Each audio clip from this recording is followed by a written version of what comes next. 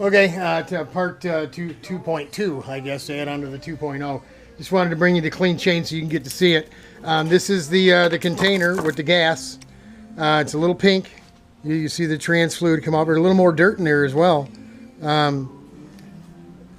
It came off with the cleaning. That's the rag. It wasn't perfectly white clean.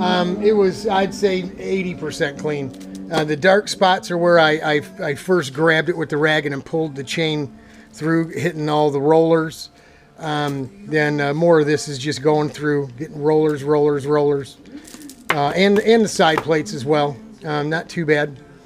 But show you, I had the trans fluids over here, right? So I did just what I told you I was going to do. We took it right out of here and put it in just a little splash of unleaded gas, shook it around a little bit, right, just to rinse everything off, and then took it outside after wiping it as best I could with the rag, get all the dripping stuff off it, and then blew it all down with the air hose. And I'll take you out in the sun, you can get a look at it.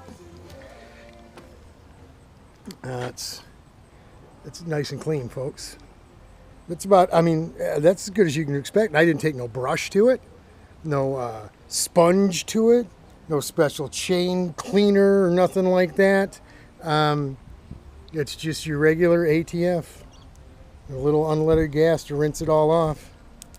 Now I'll go ahead and put it on and set the tension on the chain a little bit, you know, nothing too crazy, and then we can start working on the pipe. Then the motor's in the right space. That's it. Chain cleaning 2.0. Down the hatch, folks. Hang in there. I'm praying for you.